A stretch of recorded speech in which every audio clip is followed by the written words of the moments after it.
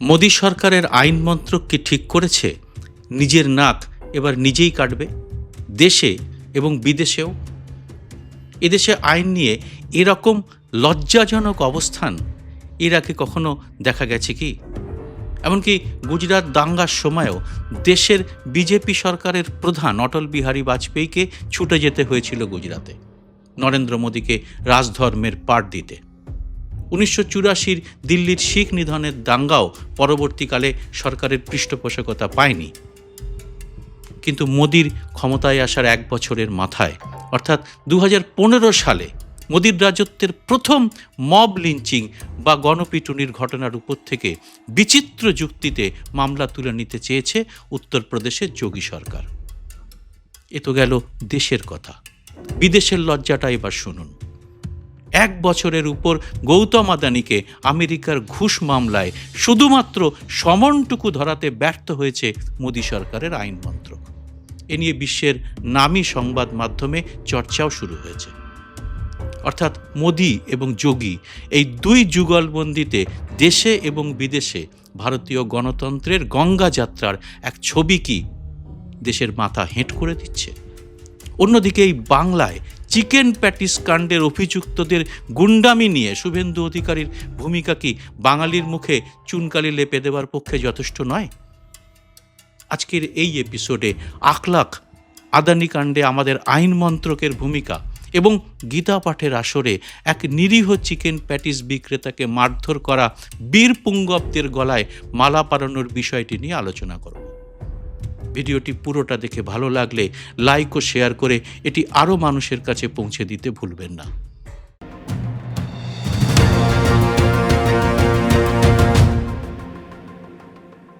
নমস্কার, সবাইকে স্বাগত। আমি সুব্রত বসু। ঠিক 10 বছর হলো মোদির আমলের প্রথম ধর্মীয় গণপিটুনির ঘটনাটির। অনেকেই ভুলে গেছেন, অনেকের হয়তো হালকা মনেও আছে। তাই একবার ঘটনাটি বলে নিই, কারণ দিল্লির লাগোয়া উত্তরপ্রদেশের দাদরি এলাকার ওই নৃশংস ঘটনাটি আবার প্রাসঙ্গিক হয়েছে যোগী সরকারের কীর্তিতে।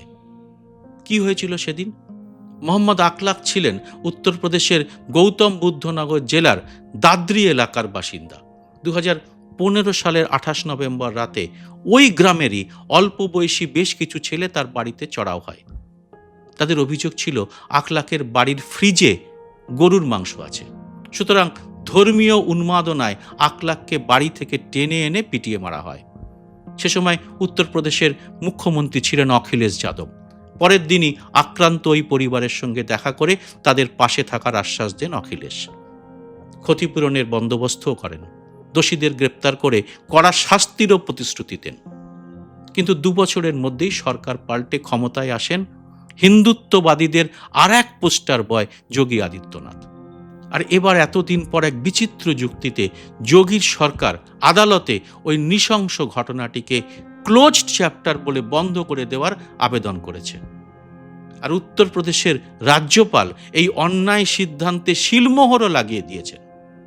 প্রথমে জেনে নিন এই মামলাটি বন্ধ করার জন্য কি কি যুক্তি দিচ্ছে যোগী সরকার। যোগী সরকারের যুক্তি, এই হত্যার ঘটনায় লাঠি ব্যবহার করা হয়েছিল, বন্দুক নয়।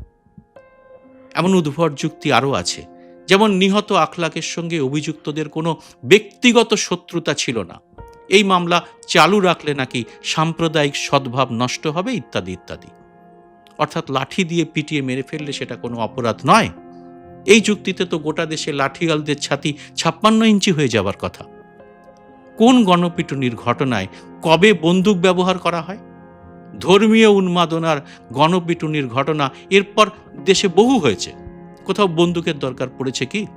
একপাল উন্মত্ত লোক একজনের ঘাড়ে ঝাঁপিয়ে পড়লে বন্দুকের দরকার পড়ে কি? আর এই যুক্তিতে কি মামলাটা বন্ধ করে দেওয়া যায়? পুরো বিষয়টি সামনে এনেছেন সিপিএম নেত্রী বৃন্দা কারাত। রাষ্ট্রপতি দ্রৌপদী মুর্মুকে তিনি একটি চিঠি দিয়েছেন। বৃন্দা তার চিঠিতে লিখেছেন, 2015 সালের 28 নভেম্বর আকলাখকে উন্মত্ত ভিড় পিটিয়ে হত্যা করেছিল। এই ঘটনায় এখন উত্তরপ্রদেশ সরকার সম্পূর্ণ অবৈধ এবং অন্যায়ভাবে পুরো মামলাটি প্রত্যাহার করে নিতে চাইছে। উত্তরপ্রদেশ সরকারের এই অন্যায় সিদ্ধান্তে সম্মতি দিয়েছেন সেখানকার রাজ্যপাল। সেটাকেই হাতিয়ার করে উত্তরপ্রদেশ সরকার গ্রেটার নয়ডা জেলা আদালতে হলফনামা জমা দিয়েছে মামলাটি প্রত্যাহারের জন্য। বৃন্দা রাষ্ট্রপতিকে লিখেছেন, যেহেতু আপনি রাজ্যপাল নিয়োগ করেন এবং তিনি আপনার কাছেই জবাবদিহি করেন, সেই কারণে আপনাকে আমি এই চিঠিটি দিচ্ছি। ন্যায়ের স্বার্থে আপনি এ ব্যাপারে হস্তক্ষেপ করবেন বলেই আমি আশা করছি। বৃন্দাকারাতের দীর্ঘ চিঠিতে রয়েছে আখলাখ পরিবারের সঙ্গে তার গত 10 বছরের যোগাযোগ রাখার অভিজ্ঞতা এবং হৃদ্যতা। মামলাটি প্রত্যাহারের বিষয়টা যে অত্যন্ত অন্যায় তা উল্লেখ করে বৃন্দা আরও বলেছেন, এ তো বিচার প্রক্রিয়াকে বাধা দেওয়ার চেষ্টা ছাড়া অন্য কিছুই নয়। যোগী সরকারের এই পদক্ষেপ খুব অপ্রত্যাশিত অবশ্য নয়। তারাই নানা ছলছুতো করে এই মামলাটি দীর্ঘদিন ধরে ঝুলিয়ে রেখেছে। সরকার চাইলে তো ফাস্ট ট্র্যাক কোর্টে এই মামলাটির দ্রুত নিষ্পত্তি করতে পারত। আবার এখন এই মামলাটির দীর্ঘসূত্রিতাকে অজুহাত করে এই মামলাটি বন্ধ করে দেওয়া হচ্ছে, যেন আখলাখের পরিবার এই মামলাটি দীর্ঘসূত্রিতার জন্য দায়ী। 2015-র একটাতে স্রেফ গুজবের জেরে যে মানুষটিকে বাড়ি থেকে টেনে এনে পিটিয়ে মারা হয়েছিল, সেটা তো কোনো পরিসংখ্যান নয়, সেটা কোনো আইন শৃঙ্খলার সমস্যাও নয়। আখলাখ ছিলেন ভারতের নাগরিক এবং তিনি কোনো বেআইনি কাজ করেননি। দেশের প্রতিটি মানুষের সংবিধান স্বীকৃত অধিকারই হলো ন্যায় বিচার পাওয়া। অথচ আখলাখের এই হত্যাকাণ্ডে কেন ন্যায় বিচার মিলবে না তার পরিবারের? যে হত্যাকাণ্ডের 1 দশক পরে যোগী আদিত্যনাথের সরকার যখন বলে মামলাটি তুলে নেওয়া হচ্ছে, তখন আসলে তারা কি বলতে চায়? তারা কি বলতে চায় এই খুন করার বিচার চাওয়াটা কোনো অন্যায়? এখন মোদি যুগে একটি রাষ্ট্রকে চিনতে হয় তার সংবিধান দিয়ে নয়, তার কার্যকলাপ এবং নীরবতা দিয়ে। কোথায় সে চুপ করে থাকে আর কার সামনে সে মাথা নামিয়ে নেয়, সেটাই ধরা পড়ে রাষ্ট্রের প্রকৃত চরিত্রে। উত্তরপ্রদেশের আখলাখ হত্যাকাণ্ডের মামলা প্রত্যাহারের সিদ্ধান্ত সেই নীরবতারই সম্ভবত সবচেয়ে নগ্ন উদাহরণ। আর কোনো দেশে সংখ্যালঘুদের কি চোখে দেখা হয়, তাদের অধিকার রাষ্ট্র কতটা রক্ষা করে, তা দিয়েই তো বোঝা যায় দেশটার গণতন্ত্র কতটা মজবুত। যে দেশ নিজেকে গণতন্ত্রের পাঠশালা বলে, নিজেদের মাদার অব ডেমোক্রেসি বলে বিদেশে গিয়ে ঢাক পেটায়, সেই দেশই স্রেফ গুন্ডারাজ তোষণের জন্য এক নাগরিকের খুনের মামলা তুলে নিতে চায়। যে দেশ আইনের শাসনের কথা বলে, সে দেশে কর্পোরেটের কাছে আইন পৌঁছতেই পারে না। এই দ্বিচারিতাই আজ ভারতের পরিচয়। কি রকম? হ্যাঁ, গৌতম আদানির বিরুদ্ধে বারে বারে সমন পাঠিয়ে গেছে আমেরিকার আদালত। এটা শুরু হয়েছিল 2024 সালের 20 নভেম্বর। এরপরে 23 এপ্রিল 2025, 27 জুন 2025, 11 আগস্ট 2025, 13 অক্টোবর 2025 এবং শেষে এই ডিসেম্বরের 12, 2025। কিন্তু মোদির মিত্র আদানিকে সেই সমন ধরাতে পারেনি কেন্দ্রের আইন মন্ত্রক। আমেরিকার আদালতের জারি করা সমন এই আইন মন্ত্রকের মাধ্যমেই আদানির হাতে পৌঁছানোর কথা। কিন্তু আমেরিকার আদালতে তদন্তকারী সংস্থা বারবার জানাচ্ছে তারা এই সমন পৌঁছে দেওয়ার ক্ষেত্রে ভারতের আইন মন্ত্রকের কোনো সহযোগিতাই পাচ্ছে না। আমেরিকার আদালতে জারি করা এই সমন তাদের মাধ্যমেই আদানির হাতে পৌঁছানোর কথা, কিন্তু আমেরিকার আদালতে তদন্তকারী সংস্থা বারবার জানাচ্ছে তারা এই সমন পৌঁছে দেওয়ার ক্ষেত্রে ভারতের আইন মন্ত্রকের কোনো সহযোগিতাই পাচ্ছে না। কেন? আদানি যদি ঘুষ এবং প্রতারণা মামলায় নির্দোষ হন, তাহলে তিনি মামলার মুখোমুখি হচ্ছেন না কেন? আর আমেরিকার আদালতের সেই সমন কেন মোদী সরকারের আইন মন্ত্রক তার হাতে পৌঁছেই দিতে পারছে না?